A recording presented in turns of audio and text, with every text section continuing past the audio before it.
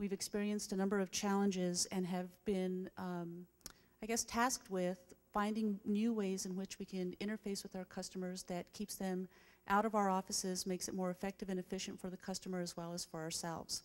We've had over 25,000 people come through our Contact Us application, and we've managed their ability to sort and route questions that have come through the site. And that's kept people off of the phone, and it's kept people out of field offices. Sean and I wanted to discuss the topic of vehicle registration and how can we make that process more efficient by working together while conserving state resources and improving customer service at the same time. And in Indiana, primarily what we wanted was to move transactions from the branches. That's our most expensive transaction that we do. What we wanted to do is move that to our lower cost channels, internet, mail, automated phone.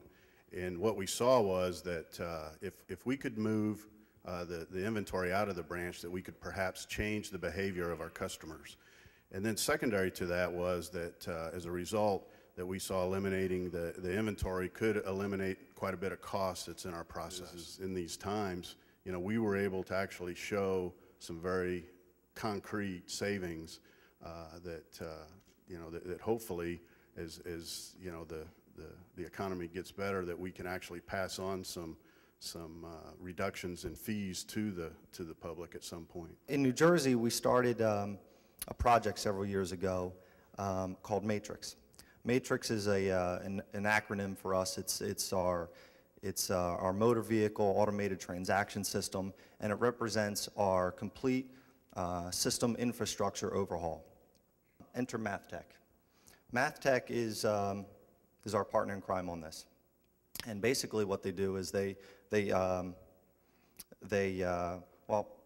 do project integration and process integration, and they help not only with the technical pieces of this project, but also the soft pieces. Soft pieces meaning how a project integrates with the people, how it changes the business process. What does a daily frontline worker have to do to go from old process to new process?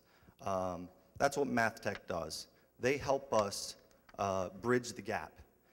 What we've done is we've put high-speed scanners at every counter location where customers are being served, and that happens across 40 agencies that are located within New Jersey.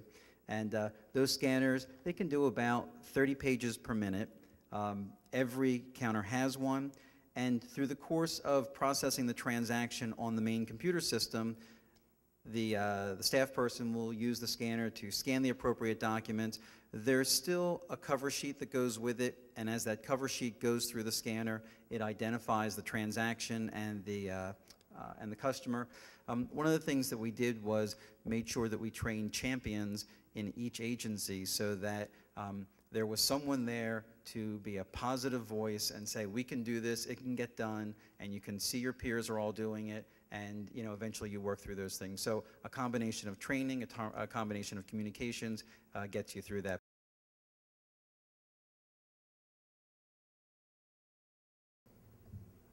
See a lot of familiar faces out there, but those who don't know me, I'm Chuck. I'm past chair of the AMBA board.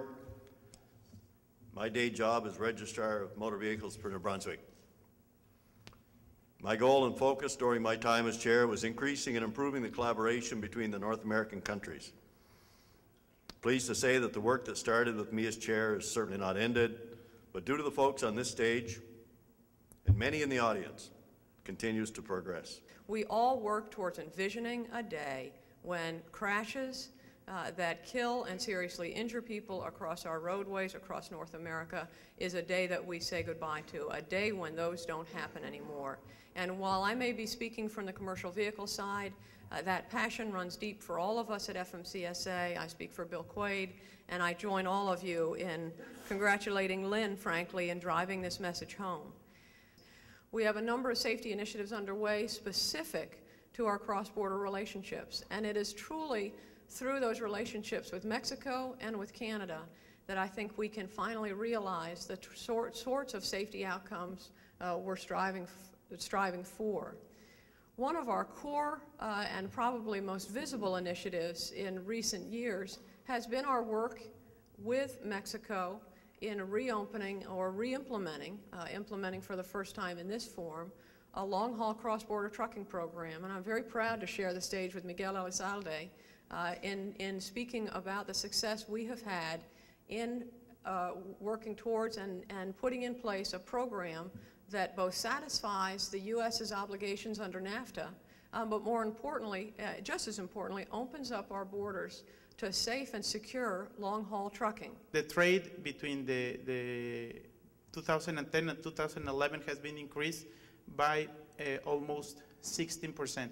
So, as I mentioned, I think in your Brunswick presentation, I'm well convinced that we should see the North America part as a whole, so we can compete with other economies like China and like the European Union. So this is one of the most important things for us to see the challenges and opportunities to see the North America in the same umbrella.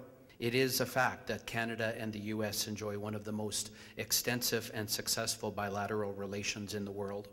To put it into perspective, on average, the United States and Canada each process over 70 million international travelers and 35 million vehicles each year along the Canada-U.S. border.